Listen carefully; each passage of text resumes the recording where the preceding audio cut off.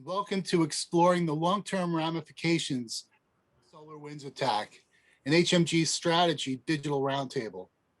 I'm Tom Hoffman at HMG Strategy, and I'll be your MC for today's event. Our featured speakers today are Ritesh Agrawal, CEO and founder of Airgap Networks, Nikhil Gupta, co-founder and CEO of Armor Code, Richard Seiersen, co-founder and president of Soluble, Clif Triplett, executive director at Kearney, and our moderator, Hunter Muller, president and CEO of HMG Strategy. Gentlemen, welcome to the program. Thanks, Tom. So in today's event, we'll share the following. We'll discuss valuable perspectives on the specific risks to sensitive corporate and personal data that are inherent in the SolarWinds breach. We'll share rich insights on the long-term impacts to third-party risk and supply chain vulnerabilities. We'll also share advice for CISOs and security leaders on the next steps they should be taking. And at this point, I'd like to hand it over to Hunter to get us started. Hunter? Great job, Tom. And by the way, Tom Hoffman, Tom and I have been collaborating together for probably now 30 years. He's been an HMG partner for probably 7 or 8, right, Tom?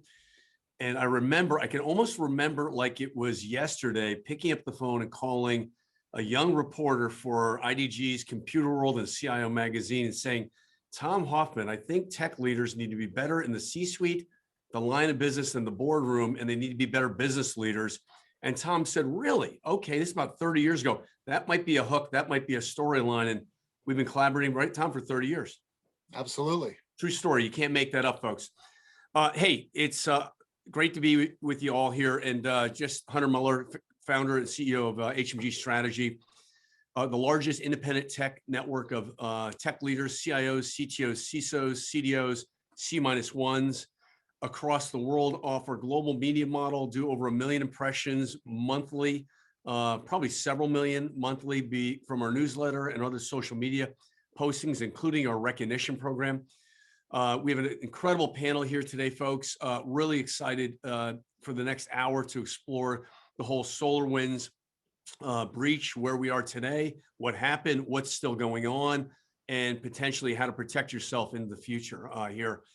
Without any really further delay, I think I want to kind of go around the horn with brief introductions to set the stage. And let's start with my good friend, Clif Triplett down in the Houston area. Clif's a global executive in our industry, some 30 or 40 years into it, been a global CIO several times over, works for one of the top strategy management consulting firms in the world, Kearney. Clif, great to see you. And boy, yesterday's Houston summit was amazing. Thanks, Hunter, and thanks for having me at this event as well. I don't know how much more I'm going to do for introduction. I lead the cybersecurity practice and risk management for Kearney. We're a billion-plus global consult for major corporations and governments on their strategies, risk assessment, investment priorities, and the such. I've been working quite a bit globally right now, from the Middle East, Asia, Europe, United States, working with governments in each of those locations, as well as major corporations and critical infrastructure. And so that's the kind of perspective I'll bring today to the call. Great. Thanks, Clif. Next up, we have Richard Searson. Richard's the co-founder and president of Soluble. Rich, you have an amazing venture going on right now. Congratulations on your success, and really looking forward to the next hour.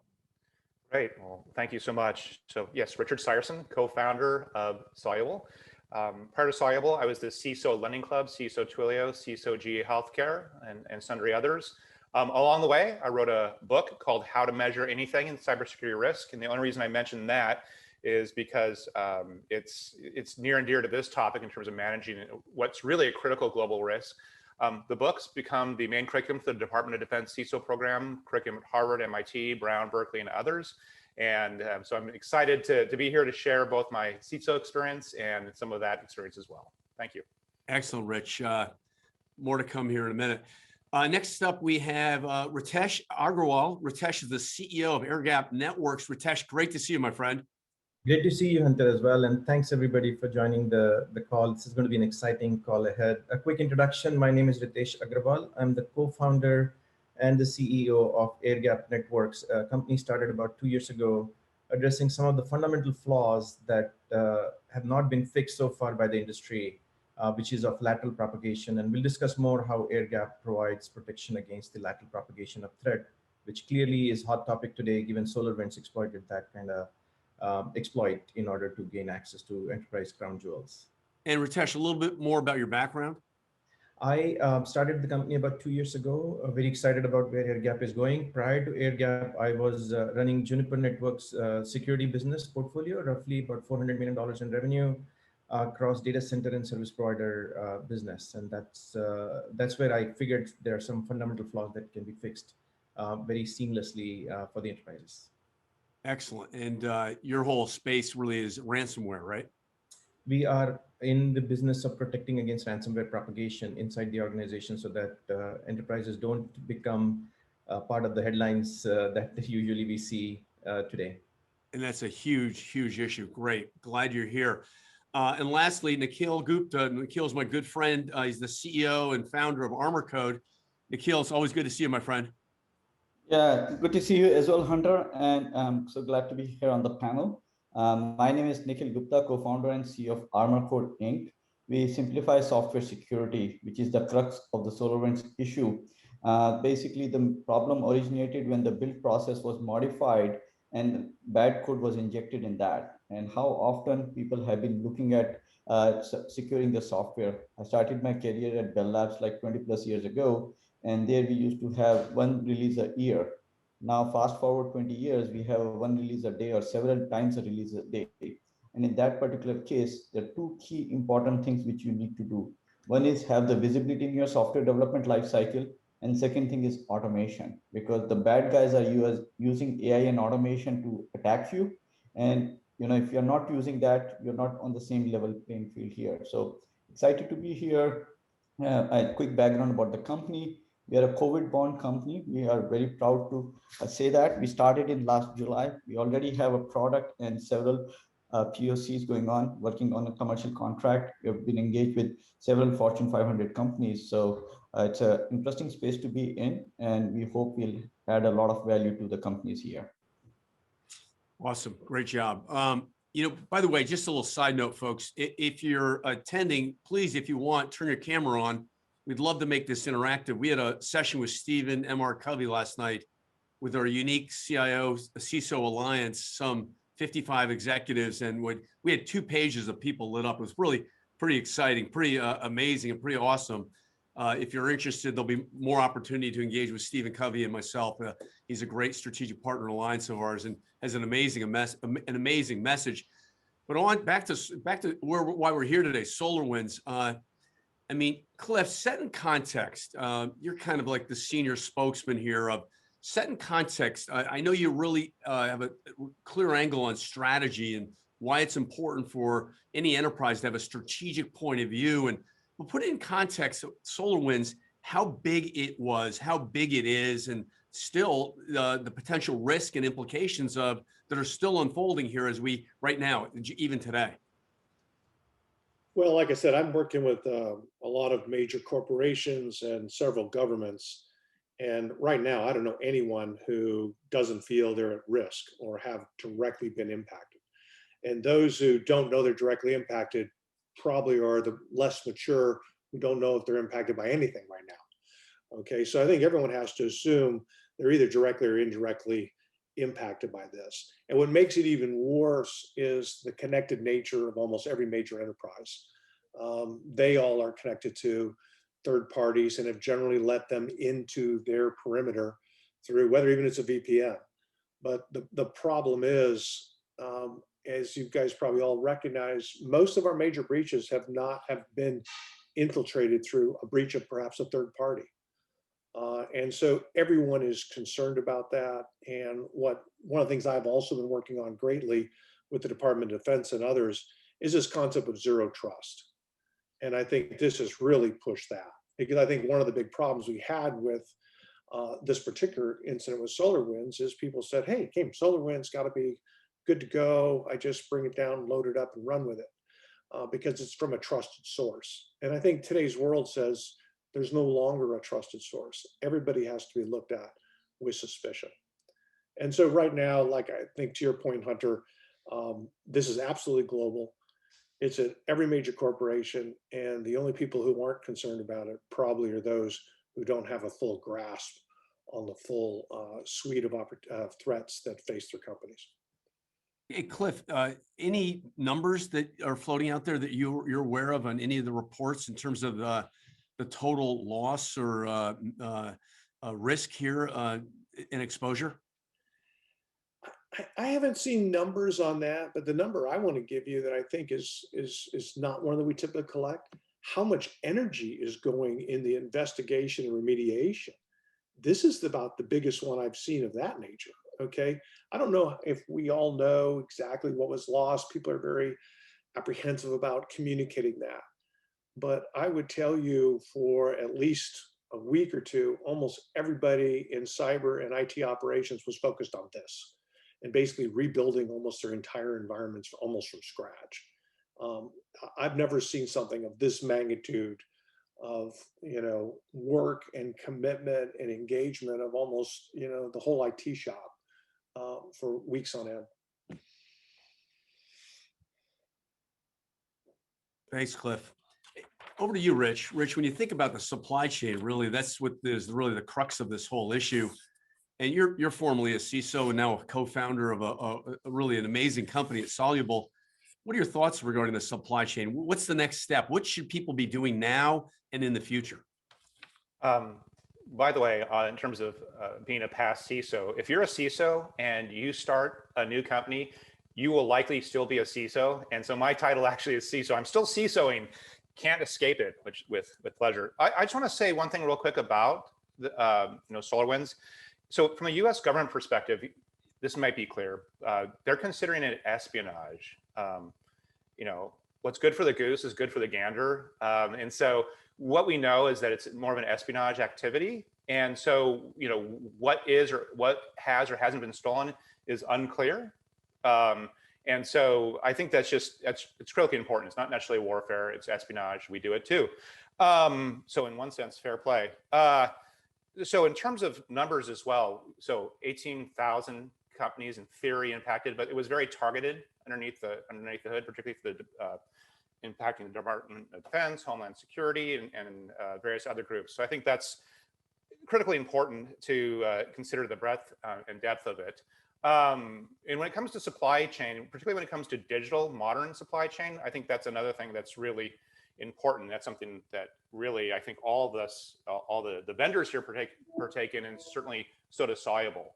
In particular, the modern digital supply chain is really continuous integration, continuous deployment, right? Modern software development. Modern software development is what, 99% open source, right? We probably all are aware of that. In fact, I'd argue most software this day in the enterprise, even if it's not modern cloud native, has a majority of open source components in it, right? And so what do we need to consider there? GitHub Optiverse, the report in 2020 said that 17% of commits have purposeful malicious code in them, right? So, you think about this, repo poisoning, right? We're looking at not just SolarWinds, we have 18,000 instances out there, right, in the world.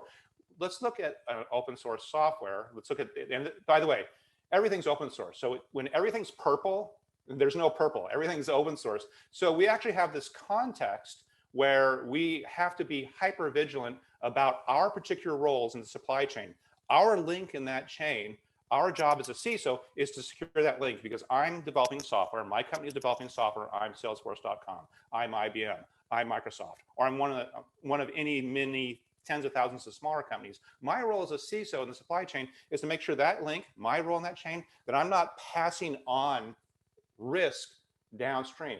So how do I do that? That means I have to ensure that any sort of open source software that I'm ingesting, any of the software that my teams are adding to that, right?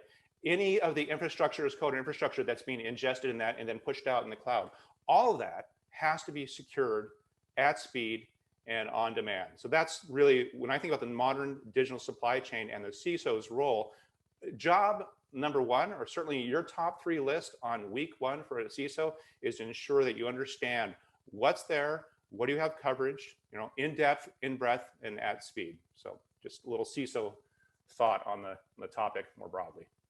Awesome stuff, Rich. Hey, a little bit about Soluble, who your backers were, and the whole genesis of your vision. Sure. So I mentioned I was, CISO at Twilio when I was there as one of probably the first cloud native company to go public, and I learned a really great lesson there. And the lesson was that the security industry didn't have anything on the security spice rack that I could just deploy right into CI/CD that would be palatable and acceptable to modern developers. There just wasn't anything. Confronted that at Lending Club as well. Met my co-founder there. Went to Dell Technology Capital and said, hey, I see this problem. There's no easy way to secure continuous integration, continuous deployment, really our part of the supply chain. I want to solve this problem. They said, great, go solve it. And so that's what we do. And so, we're a seed stage company. We have customers signed on. We're moving forward and moving fast. And this topic is just really near and dear to my heart, hence why I'm here talking about it. Excellent stuff. And a little bit about your backers. Oh, so I mentioned Dell Technology Capital is a main backer. I have a number of shiny angels that are part of that as well. Congrats. Great job. Thanks, Rich. Next up, we have Ritesh. Ritesh, your point of view on the topic today, SolarWinds, and then a little bit about air gaps. Absolutely. Look, SolarWinds proved one thing for sure, that nobody's safe. Even the most sophisticated organizations, including government and in some of the security companies, actually have come out and said they've been breached. That is very clear to all of us that nobody's safe out there from an attack like SolarWinds. The other thing I say is SolarWinds is just the tip of the iceberg. You are upgrading and updating software on a daily basis, whether it's a printer, whether it's a camera, or a CCleaner software. If you guys remember, about 6 or 7 years ago, everybody upgraded CCleaner, and turns out that it had a malware. And it bypassed all your protection mechanism because everybody thought this is a legitimate software, including the tools that are designed to protect against such malware to begin with. So this could happen to everybody.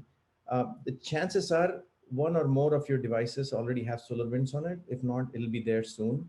You need to be able to ensure that there is no lateral propagation. So if you follow the history and how SolarWinds actually attack happened and how it impacted many organizations, first thing obviously is to get the image, downloaded image compromised. And I think my good friend Nikhil is going to talk a lot about how you can protect from that to begin with. But once that happens, one of your vendor actually had an image that compromised, and that is actually downloaded to your endpoint. That image is going to want to move laterally like SolarWinds did. And there is a fundamental flaw that I discovered at before starting AirGap, which was this notion of shared VLANs. How many of you have been around and have seen the notion of VLANs being there for more than 3 decades? VLANs were invented in '84 by Nortel and Cisco. The world was very different back then. The world is extremely agile and mobile these days. However, we continue to deploy that broadcast domain kind of technology even today as if nothing has changed. And that was the discovery for AirGap to say, we need to shut that down. Clif mentioned zero trust. We are zero trust isolation platform that would ensure that there is no lateral propagation. The VLAN based flaw that you have is just gone. You deploy AirGap, within minutes, you don't have the worry of lateral propagation within the same VLAN. So I'm sort of intertwining SolarWinds and AirGap together just to give you an idea of how what the problem is and how AirGap can potentially solve it for you. The issue is of lateral propagation. AirGap will ensure that there is no lateral propagation, and it'll do it in the most elegant and sophisticated way without having to install any agents or APIs or forklift upgrades for your existing infrastructure. And most importantly, the technology that AirGap leverages is extremely scalable, has been inspired by telcos. The inspiration came from what we carry every day with us, which is the cell phone. These cell phones are isolated in a bubble of their own. That's why one infected device cannot infect other device. Imagine if we could do the same technology or make the same technology available to you in your enterprise, where one infected endpoint cannot infect any other endpoint. We would be able to confine the threat into a single device and stop the propagation of threat inside your organization. Nobody pays ransom if one device is infected. Nobody demands ransom if one device is infected. So Before you become a headline news, deploy something that will isolate every device, and air gap can make that happen for you very, very easily. Hey, Ritesh, what was the genesis of this, of your idea, and why wasn't anyone else addressing it? And talk to us a little bit about your engineering team. Absolutely. And the genesis of this idea was, I was running security business for my previous employer at Juniper. And it's during that time I realized that customers are investing millions of dollars in protecting themselves. And the end result is the same. I mean, you see security companies getting breached as well. And to me, it was baffling. I started looking into why that is the case. And then coincidentally, I was also trying to sell to telcos. And one little secret I'll tell you, telcos do not buy as much security as enterprises do to protect their network. And yet you've never heard about SolarWinds like attack on all the subscribers of AT&T or Deutsche Telekom or Vodafone or Rogers. And this was the sort of contrast in my brain. It's like, on one side, you have telcos that are not buying a lot of security. They have subscribers that are extremely vulnerable, which is the Android operating system. On the other side, you have enterprises that are buying a lot of security. They have relatively sophisticated endpoints that are patched up and upgraded all the time, and yet they get infected all the time. And so that was the genesis or the challenge that I saw. And it turns out that the telcos solve this problem very, very simply, which is they isolate every device in its own network. You and I and all of us on this call, probably 15 of us, 20 of us, can communicate with each other on a cell phone. Let's say all of us are on AT&T. We can connect to each other using Slack, using WhatsApp, using FaceTime, using email, but we can never connect to each other on a transport level on the cell phone network. For example, I cannot telnet you, I cannot SSH to you, I cannot FTP to you, I cannot connect to you using Windows File Share. These are the vulnerable protocols. You don't need that anymore in the enterprise as well. But because of shared VLAN, we made it available. And so that was the sort of founding principle of air gap is we don't need this lateral protocol. We need to be able to stop it. And we need to be able to do it in a way that you do not have to at all upgrade anything inside your organization. We sit hand in glove on top of your existing infrastructure and allow customers to migrate one VLAN at a time to air gap and protect their infrastructure. Zero trust, and I'll end with this. Cliff had mentioned zero trust. I am a strong proponent of zero trust, but I also want to say this to everybody. Zero trust is a journey. There is no magic wand that you will wave and say, I am zero trust starting Monday morning. It's not going to happen.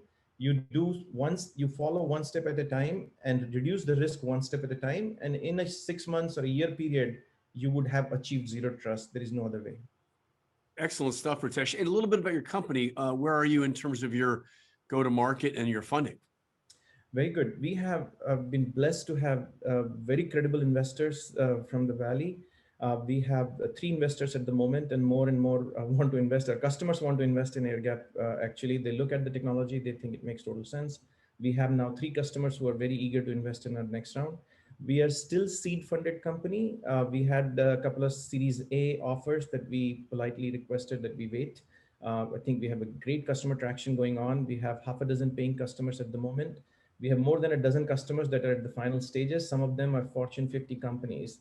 These are large banks. These are large oil and gas companies, for example.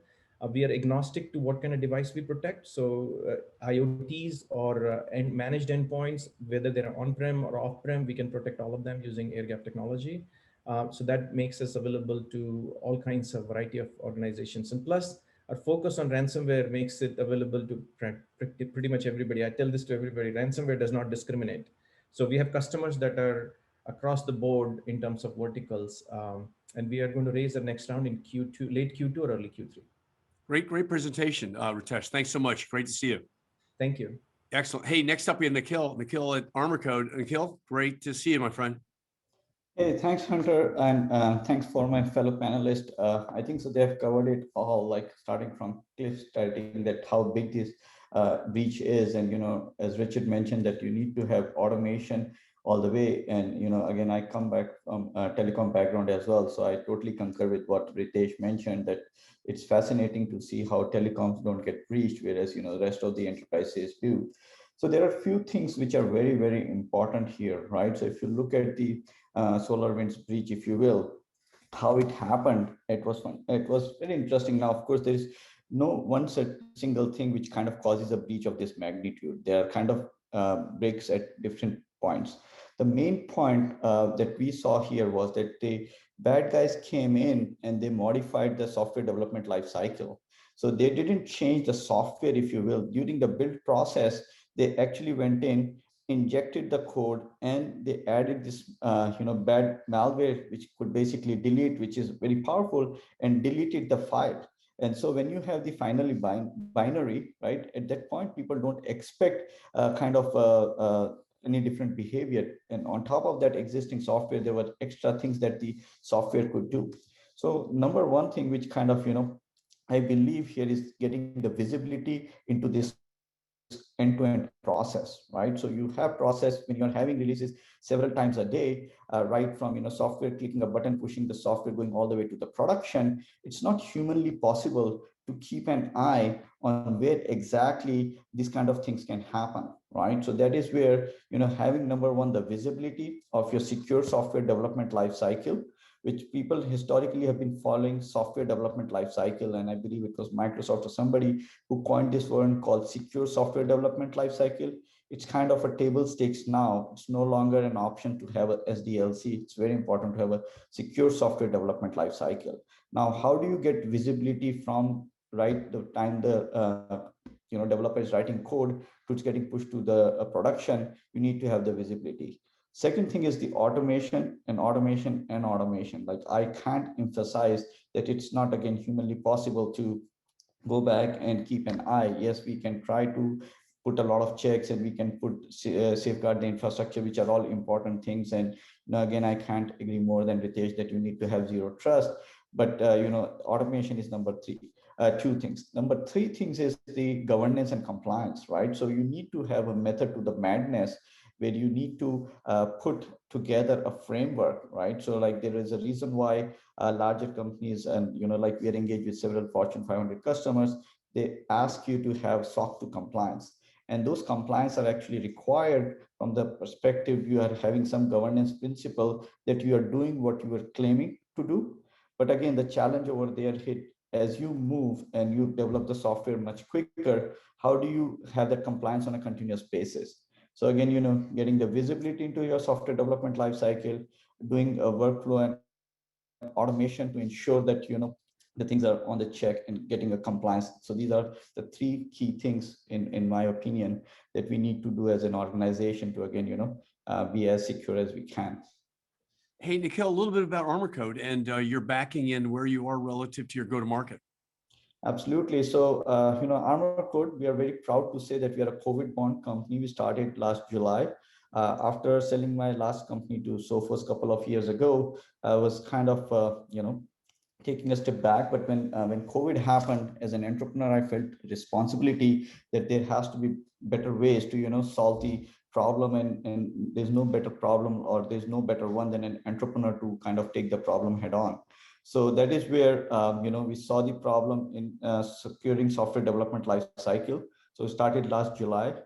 We are a seed funded company backed by top-notch CRI Ventures as one of the investors. Then we have, Tau Ventures, we have Z5, and of course, HMG Ventures. So, we're very well funded, with very strong people backing us.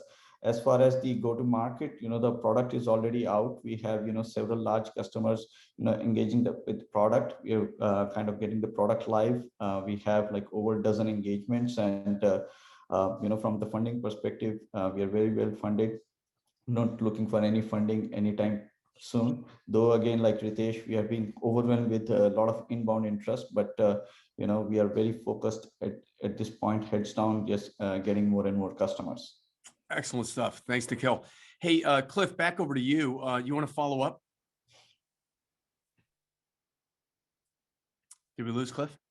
No, I had to just step away for a second. My follow-up was, every one of these things is important. And I think we heard about, the open source. So the one thing I would think about on the open source is, you really got to go through that evaluation process and create your own private open source library that has gone through the full inspection. If you can't open the code and actually go through and inspect it, I don't think you can trust it.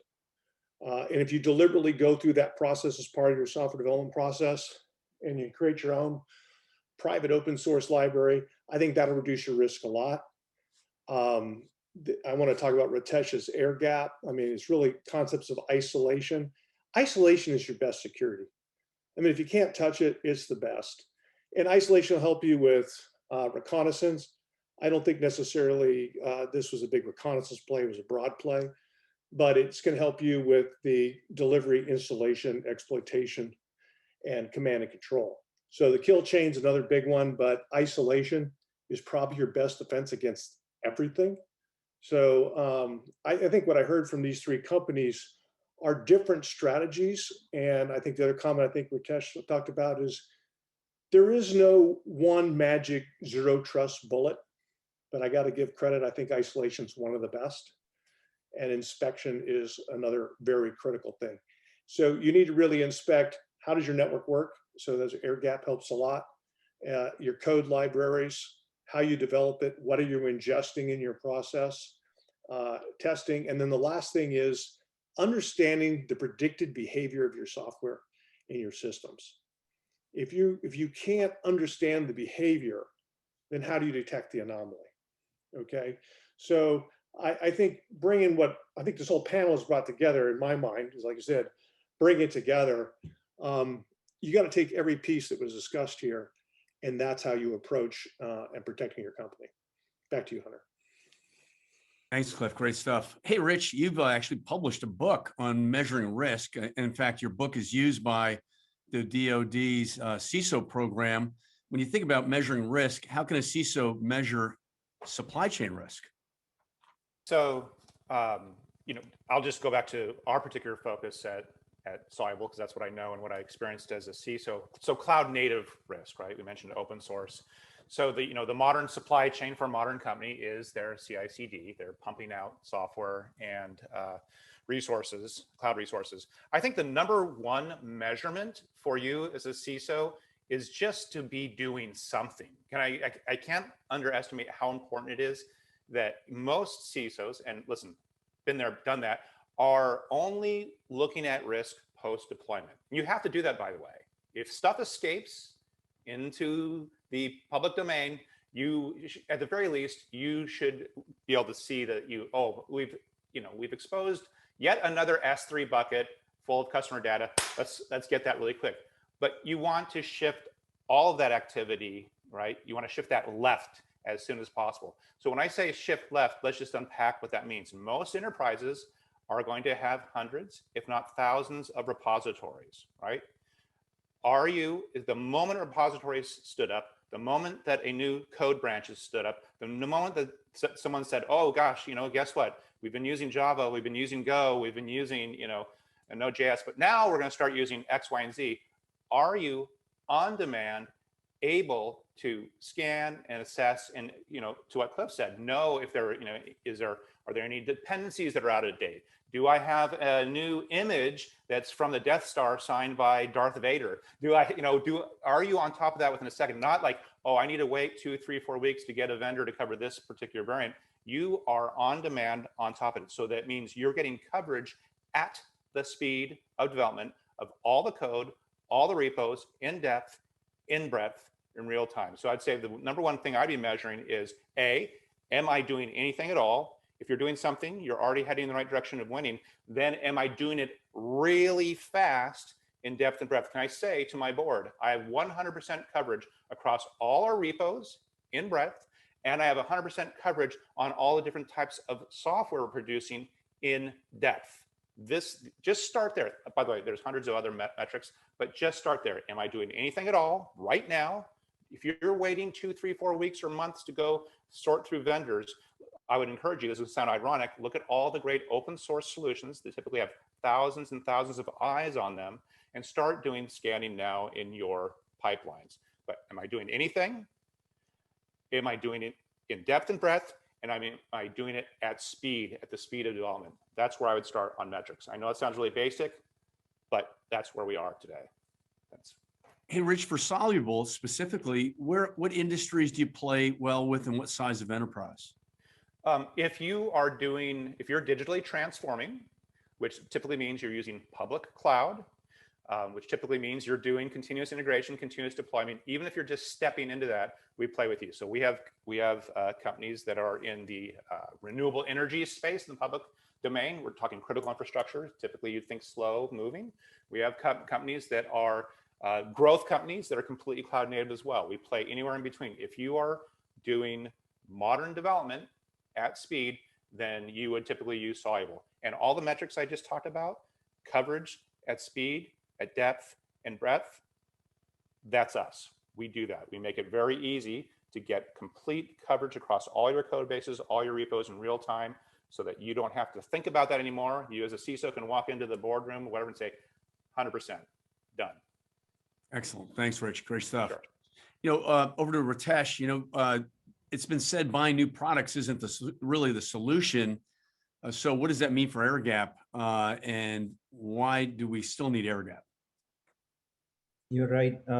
Often enough, what we've seen, Hunter, is new products mean incremental upgrades. And frankly speaking, additional layer of security on top of perimeter security is not going to buy you a lot of return. So I'm not surprised that a lot of CISOs would consider buying new product is probably not the best thing to do in order to continue to provide additional layers of protection.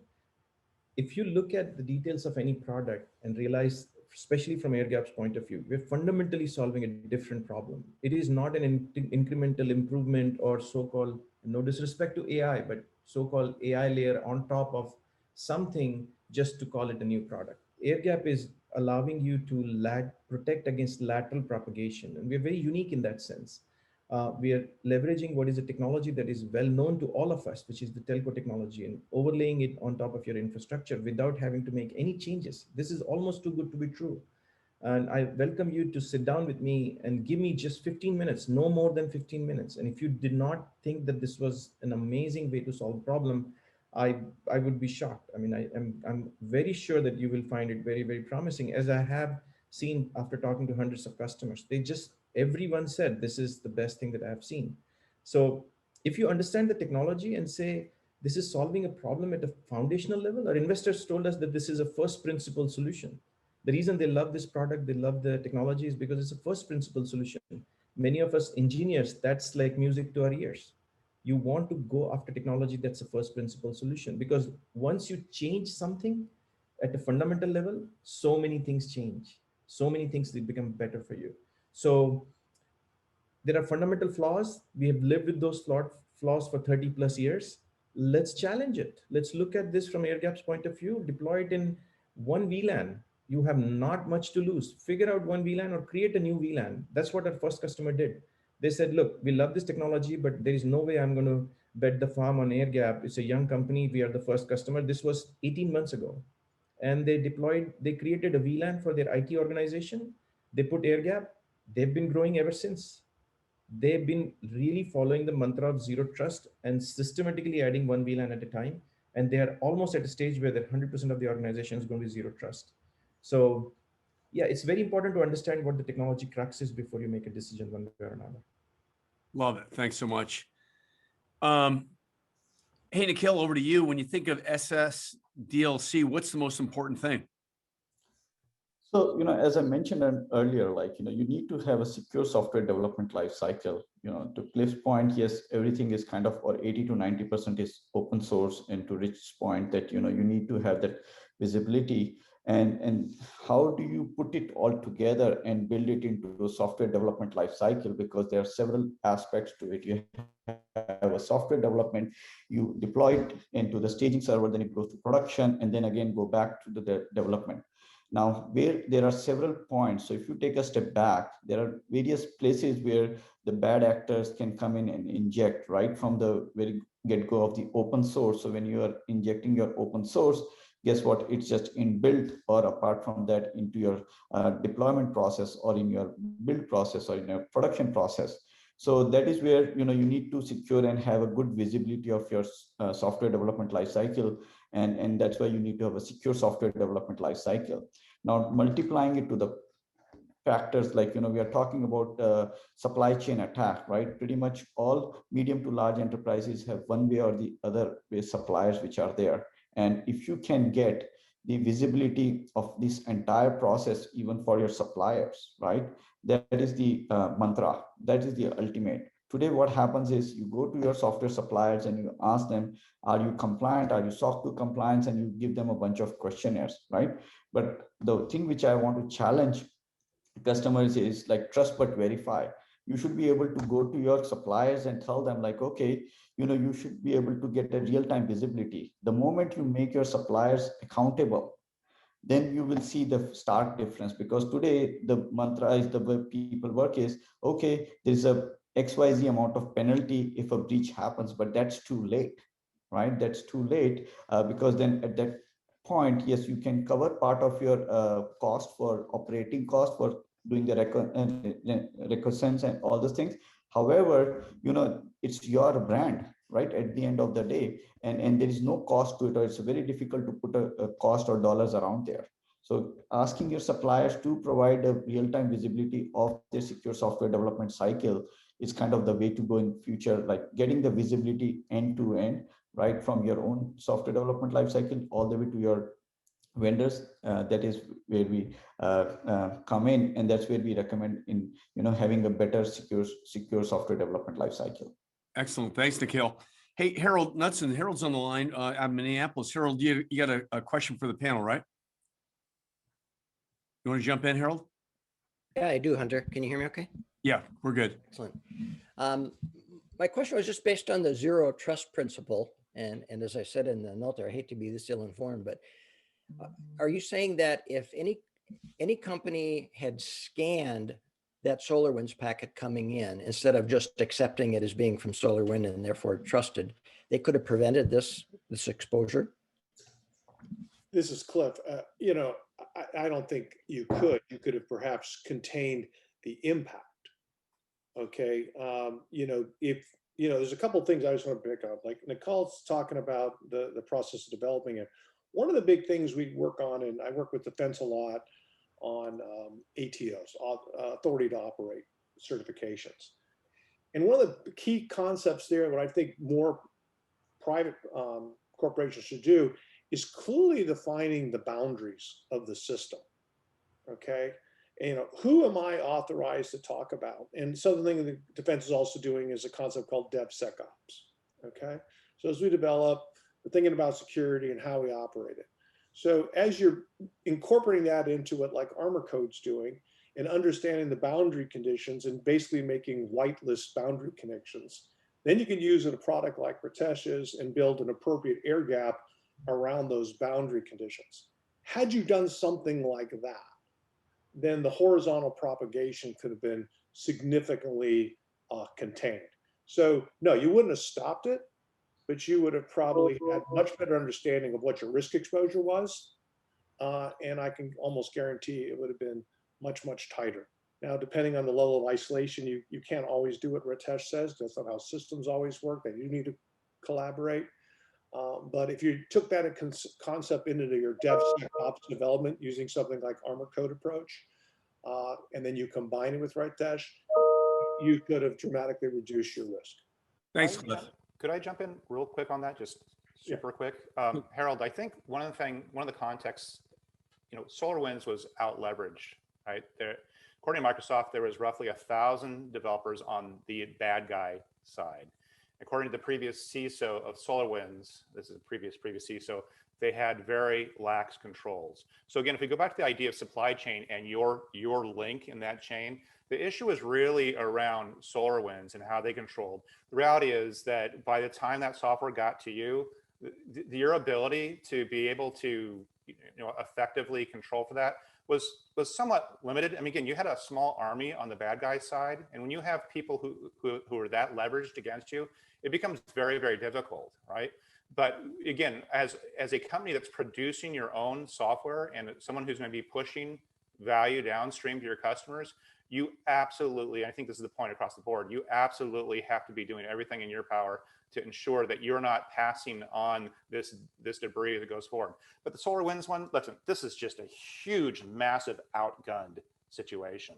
I mean, I just think it's important to understand the context of this. Thank you, Rich. Hey, Todd, you're an HMG champion, a real thoughtful CISO out of the Valley with a cool company, Armis. Todd, you want to jump in? Sure. So, I mean, I can send questionnaires out till I'm blue in the face. I've sent thousands out, right? And it doesn't matter. I mean, it matters to the point where, yeah, they have a good security posture. They passed the SOC 2. They did all this stuff. I mean, SolarWinds has a SOC 2, right? And they passed all our questionnaires, but this still happened, right?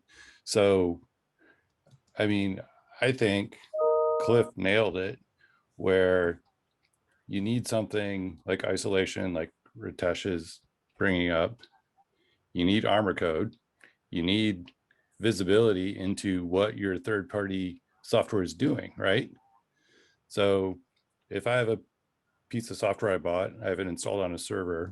I don't know who does that anymore, but people still do. I need to know what it's doing on my network. I need to know what else it's talking to. I need to know what else it's affecting.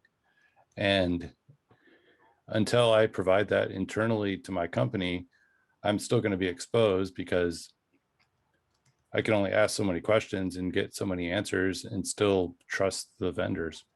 So that's how I look at it. So I just protect the heck out of any company I'm at and hope we're doing the right thing. Excellent. Anyone else want to jump in? Michael? Yeah, I mean, we've had a bunch of things. This has been one major hack lately. Then there's, of course, the exchange hack that has apparently hit a whole lot more companies and a very different vector, looks like very different kind of attack.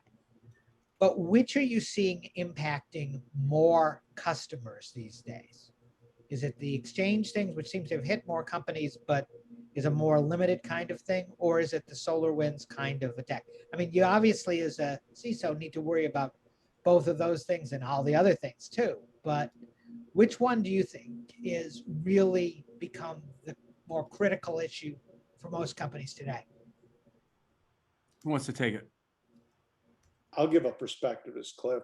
I think the level of effort to recover was much greater with SolarWinds.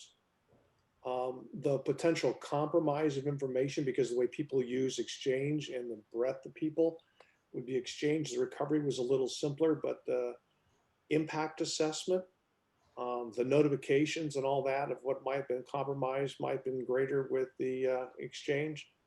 To me, I think the more challenging one was the SolarWinds, because you basically had to rebuild. Thanks, Cliff. I Hey, also, Mel out of LA. Mel, you want to jump in? Yeah, no, I've been listening to SolarWind pieces for a while now, and everybody here kind of said it right. And my question really is, how do you go back to that trust level with SolarWinds or any other vendor that you have, right? When you don't know whether or not they're running automated compliance, they're running, a Devsecops process. How do you go back to them and put them, put their hands to the fire to say, prove it again? Well, I'll just say this: when you have software that is intentionally break once, break everywhere, backdoor, but it's commercial, which is what SolarWinds is, I think I'd start there. Start looking at where have I essentially, purposely provided what would be a backdoor across my system. Start with that software. Ask, first of all, do I really want it there? And B, doing all the great things that have been mentioned by all the vendors here as well as it relates to that, right? So in the case of SolarWinds, you have something that is essentially a Bobby, break once, break everywhere. Wherever you have purposely put backdoors into your systems, those would be one of your top areas to focus on. Not all software is necessarily that is purposeful built like that, where it's configured to be like that, right? Obviously, there are backdoors that have been created maliciously. This is one where you purposely deployed a thing for managing systems across your network. You want to start with those sorts of systems that really have gratuitous access and can, if hijacked, can do nasty things, or if they're even used by Insiders who don't know what the heck they're doing can also do nasty things. So I'd say, that's one of the places to start in terms of your rank ordering risk management and taking steps. I would start there purposely. So this is Cliff. I get asked this by major organizations. First thing I do is say, go identify your high valued assets, your most critical assets. Okay, because you can't do this for everything. And those highest critical ones, do the boundary, as I said before, find out what the boundary is, whatever you can do, air gap it. And then the next level, diverse architecture. Okay, don't be reliant on a single source. If it's that most critical asset, diverse architecture, the chances you're going to get, whacked on by SolarWinds at exactly the same time, you're going to get hit by some competitive product is unlikely. So yeah, maybe I lost this one, but I can still recover. And then if you use some kind of watchdog concept for even the next level up of protection is comparing results. That's what you got to do. But it starts with assessing what are your high valued assets, because you can't do what I said on all your assets. But Right. if you're a major corporation, maybe you have 5 of them. And those 5, and that's what you go to the board and say, look, I think these 5 are really essential to our business. We lose these, we take down our business. I'm going to do extraordinary things on these 5, not the whole place, these 5. Then it becomes reasonable and affordable and defensible. Yeah, I brand that as the crown jewels, protecting the crown jewels. And the other question that I have, which is related to both of these comments, is when you've got, let's say you identify the 2 to 5, right? And you've got your SOARs and SIAMs, everybody's going through scrubbing, and, everybody talks about behavioral analysis, and, and how do you reduce the noise so you can find that 1 or 2, bits of outliers that, ping once a month or every 3 months to be able to get to say, well, that's not normal. So to me, this really comes to whitelisting and getting into where you move into layer 7 application layer firewalls, where you say the outlier is just not even allowed. Okay, right. I mean, you make up the rules. Okay, right. And on the crown jewels, that's exactly what you should have. I mean, if your crown jewel should never be open to everybody. Okay, you should put some kind of gateway in between if you're going to have a crown jewel. And then I think you move 100% whitelist. That's your key. Then there aren't outliers. I would add that to Cliff, to Cliff's comment, which is, why do you want to know the outliers? My fundamental belief is, first of all, avoid what is not necessary. And that's the whole idea of zero trust isolation. I don't care what is the intent of communication if it's not allowed. It may be good intent. Let's say you have 2 laptops, want to communicate with each other using RDP as a protocol. If it is not allowed in the organization, I don't care if the developers have the right intent, because it's very difficult to understand the intent. That RDP communication may be malicious, may be good. And there may be some companies that would claim that I can identify the intent. That's when you see false positives or false negatives. They're both equally dangerous. False positives would require you to have a pair of eyes glued to the glass, and they're expensive pair of eyes. And false negative obviously creates SolarWinds kind of issues for you. So if it's not necessary, if it's not allowed, if it's not authorized, stop it. And then you have very limited that you have to monitor, maintain, and identify, and that's becomes a much easier job. That's the approach I think everybody should be taking. Hey, Let me just add one more thing. We're gonna have to wrap it up here, Cliff. Final comment? Yeah, the last thing is, I think what we just talked about, Ritesh and I, that's a general principle.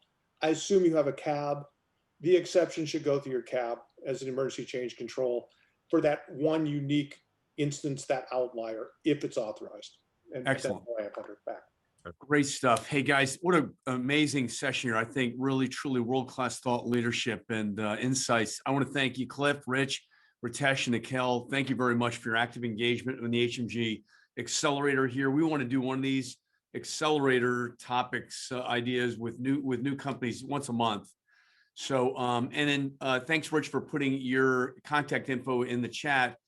Cliff, I'd encourage you to do that, as well as Ritesh and Nikhil, in case somebody wants to reach out to you one-on-one directly. Tom, back over to you. This has been great, Hunter. Thanks. And thank you to Ritesh, Nikhil, Cliff, and to Rich. Great insights today. This concludes exploring the long-term ramifications of the SolarWinds attack. an HMG Strategy Digital Roundtable. On behalf of the entire team, thanks for joining us, and we hope to see you at an upcoming event.